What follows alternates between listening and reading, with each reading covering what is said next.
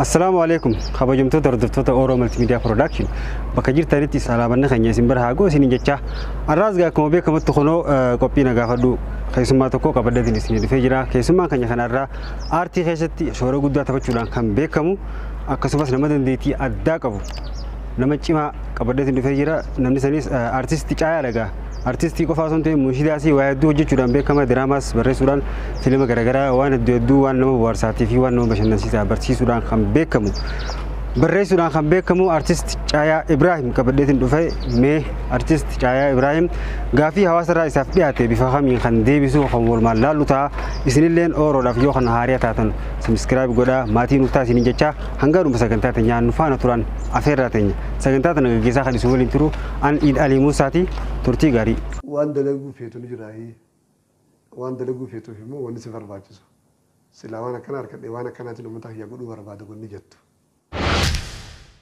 حمزه شيخ جابر يوجين هاريرون تسمالي والبيتني ما نشدا وللو سيف بريفتمو نما سيف الريسا جتي ارتي يرو هم جلي قبدي مالي نيغلت جا مدنو نتيوم لندغني مالي خجت ميديا وجين دلغا ترتي خادا دارتي مين دادمو تولا دليدا جا بسم الله الحمد لله والصلاة والسلام على رسول الله صلى الله عليه وسلم السلام عليكم ورحمة الله وبركاته وردفتوتا أورو ملتي ميديا أكم جرتن أكم ولتن أكم بلتن بكافيك جرتن تي نجيني خي خفجا في جال الله سبحانه كابو قبيسا أورو ملتي ميديا تهو صنتهن كيسما تيجنا في رمي أكوغا منخياتي أورو ملتي ميديا رزقم تكونيسي أما وان كيسما بروني نافيرانيف نينجلتون فدا جزاكم الله خيرا نجاني غافي دعوتو ترانا فدياتي جرا غما اورو ملتي ميدياتين غافي وانسان كغاب سي ديم سولا في يالا غافي جلقبا مقان كي خدغا اينيو جتي مقا خجبان كبو كان ودغا تندرو غرو سوالي ددا كبا مقا وند دريسا مقا كانستو دندي كوني مقان غرين ميديا رتي رو دراني سن کرتے سوشل ميديا را فيدا ولا تکا حالي رو سنتورين تكو كليسي امدرو تريوان بريدان تينيف يفيغو بجچا اكا ينمان كن بيك من مقا تكو جيرا چوني توري تکا مو اكا کرتے سرني غافسي سنوان سرنا ول فادا توري مقا مجاهدين رو جامنا كستي سنين بيك مو توري مقا بيرو مو خلالوتا عبد الجواد ابراهيم كني ابان خي نابا سكن مره چايا ابراهيم مو خنين غرتيتين غيا خيسا مو غافدي سوني سمغا بكما ادليتي دي وجريتو كسي اما بجادي في چايا ندو بي كمال لچتو نمو تدد برتي تو كما ددتي من برو ساتي في خنا چايا كتلو بي كما دي يادا اما لي غورغان يما خيا كون لين كسو جرا مدنو مقاو جول قبل تكامبيسني قودا غمنوان مالتو تريس هيت غاف توكو امت تربا صدفاتو دندا خرا دوبا جانن هرجي دتاخنا دي ميتين تري اكستي مقاخي نغافتني دين عبد الجوادين جنن حسنا نو نفكاته يارو ورقان يما هين رافلني لالن چايا جا اي مقاخي عبد الجواد نجت يهونو ورقان يما رتمو چايا جا مالي نانجان سنين جن كستي دايسان بوليس هيدا وغانا يمن ورا ادم ديما فا ادم ساتو رسني ورا غرتي ادم ديما جسر افغابتر بربادا تري نفكات غا مبو ادنا باسن انيس سمجاتا كوجرا فوزا جانيني نشيدا قوچي سفينا چدكي اني مسجد صلاه سسومنا اكستين غرتي مچاسني بيچدكي خوغيان دي وجرا أما جريجا واحد دو جاري أفان نبود بتوني أنا بوليس توصلني تساني بيني أنا كمان من أول مرة تقول على زمان حاسني أنا نرجو دوانا بالجواد النبي خلاص بالجواد وانجيني يبقى قارك أني ما نجاح ترى تمان كني علي إنسان بودجا إتيني بيجي لما كان أنا ميجي خد ددا كمان دندا مكان من أول مساني جرا خلي ما هذا بان تنام يا من جرا كنا كسب فرادة جدي جدي تيمه واحد دو جرينج جنة إيش بودا أي بربادل في مال مال لانجاني لكن نما كنا بربادل في جنة من أنا تيمة تنا ما هي مجتوى تومي تنا لانجاني على كل حال تكبر بيتي جاوان سنكسر دبره hamtu dakallee inni rangeenye nagaanii dabarse waa'ee maqaa huni mudannoo akkasii qaba. Gaafiin itti aantu uummata lammaffaa isa dhalattee guddattee kan jiru magaalaa Haramaayaatti dhaladhee guddadhee leenjii danda'u dhaladhee wata qishoo eegaan qishoo ijoollummaa irraa karaa sabbataa kana deemee barnootaaf jecha yeroo dheertuu naannoo sabbataa fi finfinnee ittiin dabarse akkasi. Gaafiin sadaffaa taatee dhiyaatte immoo miidiyaan Islaamaa xiqqirratti hundaa'ee jettee turtee abdii ishee wajjin gaafii deebii taasisne irratti miidiyaan Islaamaa xiqqidhaaf hundaa'ee jeesin ture inaadaan hundaa'ee jeesin ture dhugaadha. Kana ragaan qaba. Xiqqi yeroo jennu akka namatti haa fudhannu tokko adawwii firaa ittisuudhaaf takkaan nyaapha firaa dhorkuudhaaf jecha hundaa'e. Yeroo san qabsoo nagaa gaggeessuuf hundaa'e. Mootummaan uummata ukkaamsee sagalee uummataa dho'isee waan tureef sagaleen keenya dhagahamu qabsoo jettu ture. Dimtsaachiin isamaan kun gaa tarsiimoo isaa keessatti akka miidiyaa fayyadamuu ta'uu mala akkas jeetiin fudhadha. Saniif jecha miidiyaawwan gaa dhaabbachuun fardii ta'ee koreen keenyaas hidhamanii turan. Namoonni gartee duraan sochii takka takka godhanillee hidhamanii turan. Obboleeyyan haalli mijeessee fi biyya alaa jiran miidiyaa onlaayinaa hundeessanii akkasitti dalagaa galan xiqqidhaaf jechuun ogummaa miidiyaa qabaatanii dandeettii miidiyaa qabaatanii takka immoo miidiyaa kana waan akkanaa daleena jedhanii akkasitti itti yaadanii osoo hin ta'in dirqama dandamachuu waan qabaniif islaama dammeessuu waan qabaniif hundeessan akkasitti xiqqisaniin hundaa'e.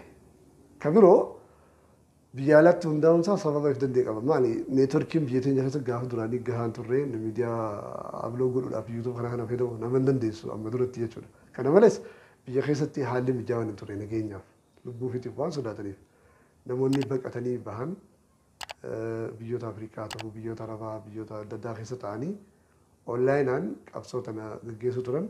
Kan biraa miidiyaan saatalaayitii fi reediyoo shoorteebii kana kan dabarsine mootummaan ni ukkaamsa jaam godha. Jaamiin kana jalaas baraaramuudhaaf miidiyaan onlaayinaa san furmaata guddaa ture jechuudha. Sababaa saniif xiqqidhaan hundaa'ee kan hin jee.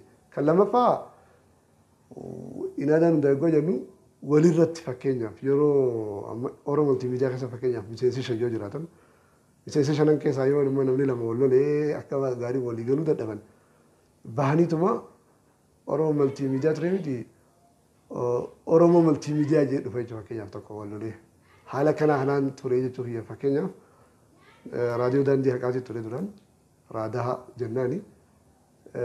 Hamza Booranaatii fi Xaalibufaa fi akkasuma nutis warri biraas keessanii jiranii dalaguu turre.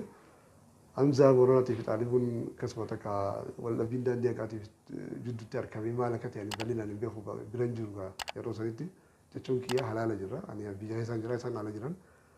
Waldhabbiin san uumamee Xaalibuu fi namni muraasni Hamza irraa achi bahanii raadiyoo nuuroftaa jedhanii banatan. Raadaha ture kun immoo raanaa ta'e jechuudha.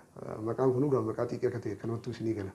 Raadaha tu raanaa ta'e namoonni gariin amma nuura dudaa irraa isa midhoo sana egaa namoonni achi bahanii nuur TV jedhanii hundeessanii jiru. Nuurii fi hudatti adda qotatanii jechuudha. Innaa maqaan kunis maqaa xiqqee toosaa isiniif gala jechuudha. Maaliif akkana jee namni gargariin nama maal jaa waanuma Xaalibuu Namzaa Booranaa irratti dalagee Xaalibuu irrattis ijoolleen nuursan daleedee jee warra dubbatu jira warri ni beene jaan hanga bakka dhugaatiin beekan. Alaa kulli haal xiqqee akkanaatiin hundaa'e jechuudha. Raadiyoo Gingilcha haqaa hojii ture sanis gaa raadiyoo dandeeqaatii fi nuurula ijoollee biyya akkanatti gaa hundeeffame. Akkaataan maqaan itti moggaafameef kun walirraa achi fagoo miti wooma gartee walitti dhiyoo takka. Gama birootiin xiqqeedhaan hundaa'uu isaa wanni beektaniin miidiyaawwan islaamaa kan jiran kan afaan oromootiin dalaga kan hundaa'uu bee gaafadha. Takka ammoo yoo dhaguu jiraatan illee isaan illee deebisuu ni danda'an gaafii kana. Mee maaliif hundoytanii maal dalaguu jirtan uummata keessaniif maal daleedha yoo jettan ammoo hundinuu deebisaan isaanii tokko maal siin jedhan diin babal'isuudhaaf hundoyanii siin jedhan. Deebisaan kun bareedaadha garuu immoo deebisaa sirrii miti. Specific diin keenya kun diin bal'aadha diin roga hedduu qabu maaliin diin babal'isuu deemtan. Akka namni salaata godhuu deemtu immoo akka namni soomana jabeessu akka namni quraana qabu mul'ataa fi wanni ifa ta'e hin jiru jechuudha. Fakkeenyaaf miidiyaa furqaan jedhamu tokko hundeessinee haa jennu tarii warra gara fuulduraa miidiyaa dhaabuu deemtaniifis haa ta'u warra jirtaniifis akka beekumsa ta'uu hin haasawaa. Miidiyaa furqaan jedhamu kuni kaayyoon isaa mul'anni isaa haa jennu islaamaa fi quraana walitti dhiyeessuu quraanaa fi nama biraa wal barsiisuudha. maal jeemma saganteeffachuu danda'a amata sadii booda yoo xiqqaate kuffaaza 30,000 Oromiyaa keessaanii baafna. Namni 30,000 akka gartee quraana affatuni goonaa jee kan robaafachuu danda'a. Gaafa san amata sadeen san lakkoofnee madaaluu dandeenya jechuudha. Miidiyaawwan keenya amma jiran garuu mee maaliif madaalame? Hangam dalagan maal dalagan maal dogoggoran jennee madaaluu dandeenya. Yeroon akkana jiru waa takka hin daleene jechuuf yaa miti waan dalagan aktuaalii ni qaban. Garuu ammoo waan takka lama sadii jedhamee lakkaa'amu hin daleene.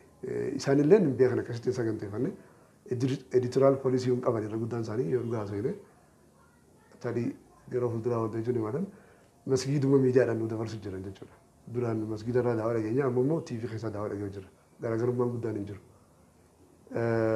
Haasawa keenya irratti wanti namni hundinuu beeku qabu. Miidiyaa tokko irraa tokko dabaluun takka miidiyaa tokko warri ture miidiyaa sadii afur godhuun rakkoo miti. Miidiyaan heddummachuun rakkoo miti. Miidiyaan sadii afur shan ta'uun rakkoo miti. Namni miidiyaa tokko hojii dalaguu turellee miidiyaa adda addaa banuun rakkoo miti. Wanni guddaan an miidiyaa tokko irraa yoon beeka biraan hin bane maaliin waan san irra fooyya'aadha. Waan miidiyaan san hin daleene maaliin dalaguu danda'a.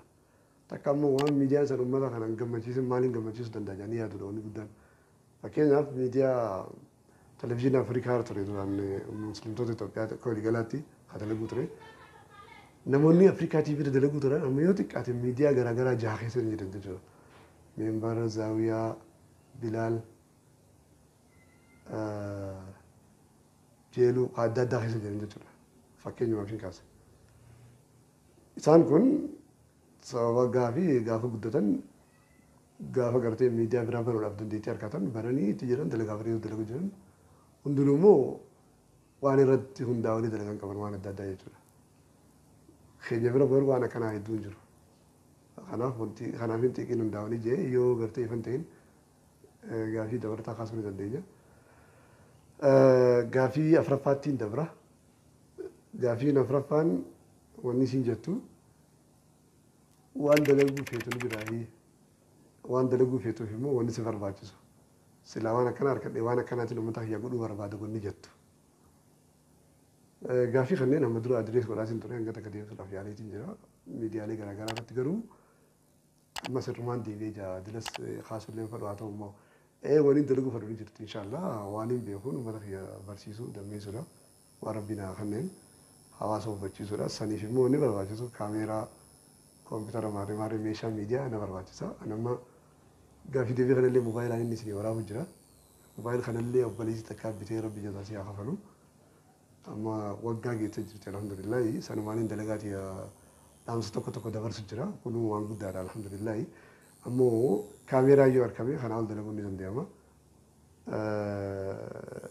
Yeroo idila takka kaameeraa kana gaggaafachaa ture namoonni tokko keessaa na dubbisaa turanii isaanis gaafii kaameeraa osoo ta'in deebisaa biraan naa kan turanii deebisaan isaanii amma yoo faayidaan qabdu alaa kulli haal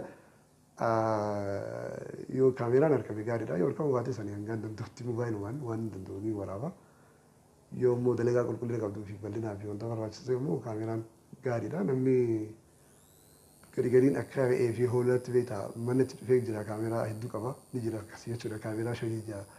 Kan akka loonii fireetti manatti cufeetu mataa hojjetuuni itti isin fayyadamu namni akka itti fayyadamu isin eeyyamu maal akka ta'e hin beekan yeroo takka akkaataan addunyaa kanaatti nama ajaa'ibsiisa.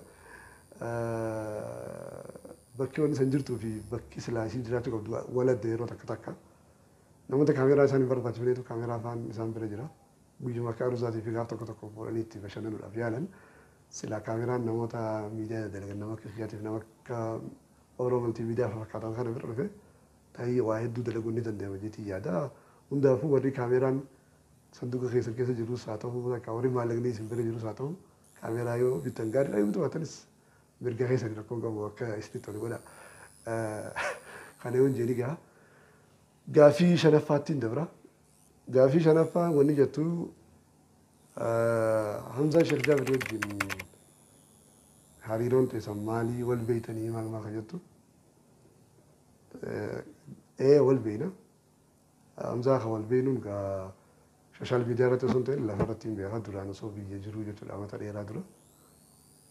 Mucaa tokkotu wal barsiise Anwar jennaan mana barumsaa kotabee bakka nama baruu dhusan dhufeetiin innis bakka biraatti yuunivarsiitii biraarraa eebbifamee dhufee ijoollee isaa ifa qaba. Waa'ee nashiidaa kiyya kana ijoolleen itti himan ijoolleen isaa himaa. Ijoollee saniitu gaa waliin nu fidee ijoolleen isaa hibban kiyya isaa wajjinis walitti firummaa qabanii se'a. Yeroo hojiitti adargu Hamzaa jaanii ni gurgurbaa tokko jira. Waa'ee nashiidaa kana qaceeloo dandeehaa miiksingii fi editingii kana qaceeloo beekaa kompiitara maal waliin isin barsiisaa naan jee. Akkasuma bilbila walirraa fudhannee Anwar san gaafa gama Harargee deebi'u Hamzaa wajjin wal barsiisee malkaa bakka ganda dhalootaa isaanii dhaqee guyyaa tokko kana mana isaanii san wajjin bullee waliis barree wajjis nyaannee wajjis dhuyinee gaafa san achi booda Hamzaan mana keenya dhufe baatti takka akkas wajjin taa'uun ooluun se'a. Gaafas keessatti raadiyoo BBN faadhaa fi raadiyoo Dandeeqaa fa'aa dalagu ture. Gaafa san editingiidhaan Hamzaan hanga takka na gargaaree jira gaafa biyya jiru sun. Ammas yeroo hedduu Hamzaan wanni inni naa haasawan maal akka ta'e beeku waa'ee ijaa tana natti haasawaa ijji ta'e fayyitii ijjatee tana fayyisuudhaaf maal godhuu qabna waan kana haasawa yeroo dheertuu maal akka ta'e naan galu gaaf tokko eega biyyaa bahee booda na bilbilee maal naan jee seetee anammaan tana dhaggeeffattoota hedduun qabaa oodiyeensii kiyya kana fayyadamee deeggarsa godhanii akka biyya alaa dheexee wallaanamtuu fadhaa naan jee. Hayi lakkii waan akkana dhiis jeena rakkoo qabu. Lakkii wallaanamuu qabdaa naan jee. Irra guddaa Hamzaan yoo naa bilbilee waa'ee ija tanarratti haasawaa. Ani garuu nama hedduu waan akkasitiif yaaddoo fi dhimma qabuuti. Yeroo akkana jiru ni'imaan rabbiin naa kanneen guddoo waan taateef jirtuuf irraan fadheetiin jira. Arkuu dhabuu jechuudha akkasitti akka beektanii fadhe. Innaa akkana fakkaatu gaa Hamzaan na jaalata jeetii jaala. Siin jaaladha jeeta kanaan inni garuu akkana jaalatutti fudhadha. Maaliif irra guddaa waan kana natti haasawaa yoo nan gartee ajajes waan inni fakkeenyaaf na gargaari jeen waa'ee gartee teekinooloojii kanarratti yoo nan gaafadhe waan sana hin didu dafee naan buta yaamisa kiyya ni awwaata gama sanii jechuudha.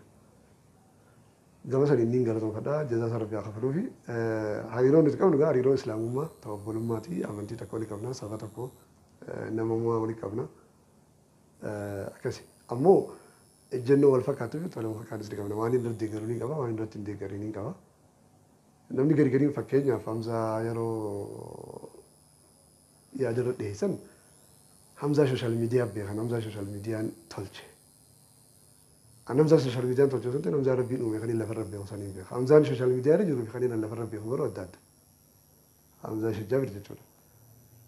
Sooshaal miidiyaan waan irraa hir'ise qaba waan itti hidhee qaba isarratti jechuudha waan sun qabatamaa waan hin beeku. Hammeenya sooshaal miidiyaatu hammeenya miidiyaatu gam tokkoon isarra naa galee hanga takka jechuudha hanga bakka miidiyaan hamaa ta'e. Alaa kulli haal namni tokko tokko gaafuma isa kan qomataniin gaaf tokko wal dhabbii gartee naa fi miidiyaan urula jidduutti argamte irratti akkanaa bara deeggaddaa. Viidiyoon angalla keessa tokko jira bulchiinsa miidiyaan urulaatii fi na jidduutti uummanni murteessaa maal waan jettu akka viidiyoo sana malee jirtu qilleensa irraan kaaseetiin jira. Viidiyoo sana irratti Hamzaan riifleekshina godhee namni hedduun immoo sanfaadhaaf balaaleffata jechuun nama hedduullee jechuu hin dandeenyu namni gadiin parsantii 98 yaada isaa sadillee ni deeggaran. Angaruu warri fakkeenyaaf waan saniif isa balaaleffatu na ajaa'ibsiisa. Nama miidhame cinaa dhaabbachuun rakkoo qabanatti hin fakkaatu. Nama miidhisaniin maaliif nama miidhan waan jechuun dadhabuun rakkina jeetiin fudhadhaa jechuudha. Gaafa sana Hamzaan zallamamuu qabu jedhu dubbatee akka itti fakkaatee fakka isaa galatti yaada isaa kannate. Warri garuu miidiyaa adda addaa jirtan Oromoo miidiyaa illee dabalatee jechuudha. Ajandaa kanarra gaafa sana hin dubbanne isin ajaa'ibeetiin jira isin cufaa jechuudha. Aktiivistootaas ta'ee sheekotaas ta'ee abbaa fadhee waa ta'u ajaa'ibeetiin jira gaafa sana naaf isaan jidduu sanii dubbachuu dhabuu isaaniitiin ajaa'ibeetiin jira takka miidiyaan uruldaa dhaggeeffataa hedduu qabaati foolooree hedduu qabaa nun dhiisu jettanii sodaatanii ta'u rabbiin nama miidhames isaan lachuu cinaa dhaabbachuun numa danda'ama beektaa. Kan miidhames akka hedduu nama miidheef dhaabbadhu jechuun numa danda'ama beektanii. Naa waan sirriitti uummata taajjabeetu jira nama Hamzaa gama sanii ni galatoonfadha. Hariiroon teenya akkasii yoon deebise gaafii kee waan hin deebisan itti fakkaata gaa. Gaafii jahaffaan ammoo nashidaa walaloo siif barreeffatamoo namaas siif barreessaa jetti. Aanumaaf barreessaa yeedaloo falannoo sanumaaf dalagaa. Yeroo takka takka garuu nama ni agarsiisa. Namni yaada akka kennuun jira namoota gartee irra dandeettii qaban. Numaan agarsiisa. Gaafa rabbiin hiree waliin nuuf fide jechuudha. Bakka tana silaa jecha akkana jette. Jecha kana silaa akkana gootee yeroo nan jaan ni sirreessa jechuudha. Anaaf barreessa. Yeedaloolee anumaaf dalagaa. Gaaffii torbaffaan artii yeroo ham jalqabdee maaliin eegalte jaa? Artii ani dhugatti guyyaan eegalee fi baraan eegalee sirriitti hin beeku jechuun ijoollummaa irraa hundaa ni nannaanessa. Walaloo gartee durmaanuu ni kataba. Yeedaloo immoo yeroo boodaan eegalee yeedaloo kutaa torba ji'a osoo hin baradhuutiin jalqabee gaafara 1998 akka lakkoofsa isaa ta'uu danda'a. Yeedaloo gaafa saniin sirriitti adda baafadhee beekee wanta jee garuu kuma lamaa fi kana kuma lama irratti akka lakkoofsa isaatti wallee takka gaddiiseetiin ture. Uummataan sanumaan hin dura wal bareena fakkaata garuu achi dura walaloo miidiyaa adda addaa irratti miidiyaa dhuunfaattis ta'e kan mootummaa kan biyya isaa irrattis sagantaa adda addaa nuuf hiriin uumaan dalagaa mana barumsaattis diraamaalee akkasuma hiriira irrattis walaloo dhiyeessuu fi guyyaa sagantaan adda addaa jirtu waltajjii irratti qophii ni qopheessina. Artii guyyaa kanaan eegalee jee himuu hin danda'u. Wanni eegalee hin galu walaloodha irra guddaa waliin dalagu ture jechuudha. Yeedaloos diraamaas numaan daddalaga jechuudha. Gaaffii 8ffaan ammoo mudannoo nuti yoomillee hin dagannee maalii kajattu. Mudannoon hin dagannee hedduu jira. San keessaa takka ta'ii nama dhiyeenya kanatti haala yeroo kanaa jireenya walitti deemtu. Shaadamtuu rabbi rahmataa godhuu fi gaafa sagantaa isaa waraabnu intarvii hojii godhuudhaaf intarvii isaa wajjin godhuudhaaf turre baatii 9 geenye na fakkaata amma egaa gaaffii deebisan goone. Innaa kaameraamaanii fi anaa hojii taanee deemnee haramaa irraa kaanee gara suqul jechuudha. Najjaash Baddeessaatiif akkasuma badhaasoo Abdiyyaaniin kaameraamaan isaan lamaan hojii taanee deemnee. Na dhukkubu ture gaafa san akka gaarii na dhukkubaa garuu kaadimman sheekati hojii walii bilbilaa turree yoo mijaawaaf jeetiin gaafachuu ture isheenis jidduu jidduutti qanii daddeeyifanii guyyaa isaan haasa'uudhaaf nashaata qaban dheene jennee akkasitti baallama qaqqabachaa turre akka carraa ta'e gaafa san ni mijaawan anjaan gurdi bilbiluu hayyee mijoonaan amrii rabbituun hin beekamtu dafnee saammachuu qabna je'eetiin osuma na dhukkubuutiin deemee qabbantiin na dhoyitee akka malee na qufaasisu ture. Intarviyuu san tarii YouTube kee irratti ilaaluu dandeessan dhiyoo tana ol darbeetiin jira. Akkasitti gaa jidduu qofaatumaan editingiidhaan gaa qofaa keessaa baafne malee waraabne beekta. Guyyaa sana inni irraanfadhu akka gaariitti yaadadha. Osoo haasoo dheeraa osoo feenuti anis qofaan natti hammaannaa ofirraa booda dhaabuudhaaf hin dirqame isheeniinis yeroo biraa godhan jaanii haasoo hanga takka haasoo inni deeqaa 40-50 takka haasoo inni na fakkaata achi booda garuu ni dadhabe waraabu. Kutaa itti aantullee sheekaa wajjin guyyaa biraa tokko waraabnee turre sadii sin dhiyaanne. Amma garuu wanni akka mudannootti amma himu kan dhukkubu kiyya san osoo hin tahin sagantaa san waraabee gaanta erge miidiyaan itti erge san gadi hin dhiifne ilaa har'a jechuudha. Waan san inni ajaa'ibsiise guyyaa taaziyaa sheekaa san irratti bilbilanii miidiyaan san maqaa kaasuun fedhu amma. Maal naan jaanii mee bakka taaziyaa san dhaqiitii haala taaziyaa jiru san akka nu gabaastu feenee naan jaan. Miidiyaan biraa tokko ammas saayiba kiyya tokko bilbilanii maal jaanii mee bakka taaziyaa san dhaqiitii haala miira uummataa akka nu himtuu feenaa jaanii jechuudha saayiba kiyya saniinis. Amma gaa miidiyaan kunis intarvii amata sadifaa dura shaadam godhee ture guyyaa 40 dabartan gadhiise jechuudha gaafa isheen akramu. Ilaa irra bira qabanii taa'u jiraniin. Ni irraanfatan natti hin fakkaatu garuu intentionaalii waan dalagame malee kun wanta kun jechuudha. Na ajaa'ibsiise bakka jechuun osoo inni jiru intarvii san maaliif qilleensa irra baasuun akka hin barbaachisin naan galle. Har'a eega isheen akrame booda abloon nu godhe jechuudha. Amma godhuunis gaa maa gootammaan dhiisina jechuun barbaadee osoo hin ta'in baga godhanii ammallee faayidaan gaariidha garuu silaa gaafas godhanii irra gaariidha jechuun beekaa keenya osoo inni jiru beekamtii barbaachisu kan nuufiin hojii isaallee uummataaf dhiyeessuun waan barbaachisaadha jechuudha mana mudannoo kana yeroo hundaa jirutti keessatti nu irraanfadhu jechuun miidiyaawwan lachuutu itti dhiyeenyaan hin beekaa itti dhiyeenyaan wajji daleena waan ta'eef anama maqaa isaanii kaasuun fedhu hawaasni meebii ni beektan jeetii yaada. Intarvii amata sadii dura waraaban eega seenaa akramii abluu godhuun waan ajaa'ibaati jechuudha. Miidiyaan kaansaris intarviin baatti sagal duratti erga ilaala gadhiisuu dhabuu isaatti ajaa'ibuma biraati. Kanarratti immoo taaziyaa isaan nu dabarsachuu isaanii xiqqoo na dhibdee nama akkanatti ibsuu beeku. Hundaafuu garuu sheekha Rabbi rahmataa godhuu fi maatii sheekaatii fi firaa fi haadhi goonsaa akkasuma muslimtoota hundaa'u obsaa imaana Rabbi nu haa kennu warra gartee waan inni jalqabee deeme kana waan inni facaase kana bakkaan gahu Rabbi nu haa godhu sheenii gaarra guddaa barnoonni nama hundaaf ja'a. Projektii kana Rabbi jedhanis bal'inaan itti deemuu fedha. Waan kanarratti Oromoo miidiyaa fi warri birootis akkana deeggartan abdiin isinirraa qaba. Barnoonni hundaaf kana babal'isuu fedha. Haashtaagii kana akka gartee oofuun barbaada. Inshaallah waan kanarratti yeroo dhiyootti viidiyoo isiniif galakkisa waa'ee gartee sheekaa kanarratti tana akka maaliin bira dabra. Gaaffii saglaffaatis haaraaf saxumuraatti yeroo keenya sidduu deemu jira. Miidiyaa wajjin dalagaa turte adda addaa irratti mindaadha moo tola daleedaa jira. Wal keessa kan inni bilaash irra dalagaa turre jira. Kan mindaatti sanaan mindaa qiyaasaati jechuun uumama xinnoo takkaan daleena. Ati gama boodaa kana irra guddaa minduu waan dalagu jira. Garuu ammoo guutumatti miidiyaa irra dalaguutti hin jiru akka waliigalaatti wanni nama haasaaf illee ibsu barbaadu. Namni yeroo hedduu wanta kanaan ja'an miidiyaalee garaagaraa maqaadhaan sagantaa tajaajilummaa gadi nuun dhiifne sagantaa tajaajilummaa akkana nuun goone nama naan juutu heddummaata. Ani miidiyaa tokko hojii nama dalaguutti hin jiru.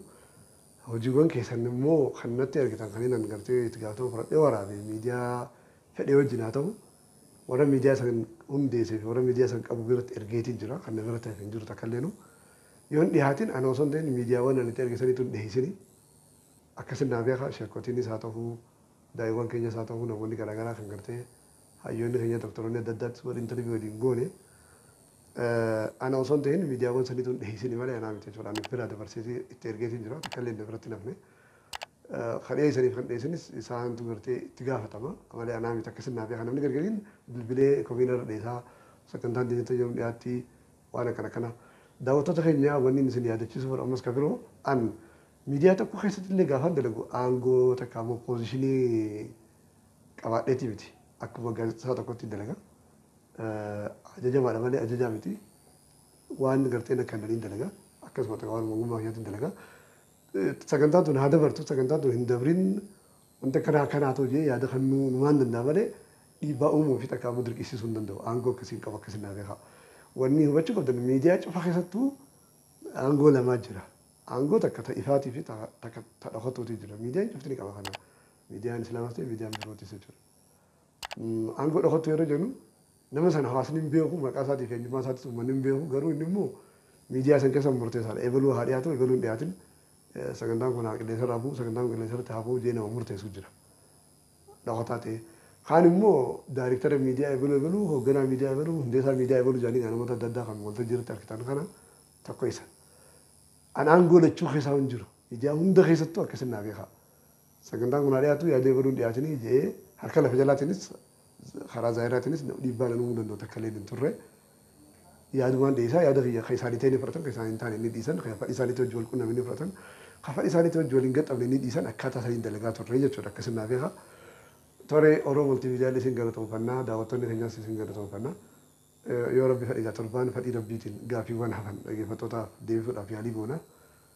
Dhaggeeffattoonni biraalleen waaniin gartee irra kaase keessatti illee wanni ifan ta'ee yoo jiraate kaasuu dandeessan akkasii inshaallah hanga torbaa walitti dachaanutti nagaa fayyaan nu tura. Wassalaamu alaikum wa rahmatullahi wa barakaatu.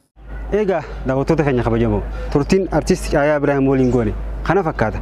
Mee torbeetti aanu eenyu qabadhee isin haa dhiyaadhu sagantaa nagaafadhu irratti komentii jalatti nu barreessaa yaadaa fi komii nu qabda yoo jiraates komentii jalatti nu barreessaa Oromoo Multiimiidiyaa fi yoo kan haarii taatan taate sabiskiraayib godhuudhaan maatii nuuf ta'a nu jajjabeessaa diraamaalee garaagaraatii fi sagantaalee garaagaraa achiraan argattanii waan nu daawwattaniif guddaa galatoomaa isiniin jenna horaa bulaa.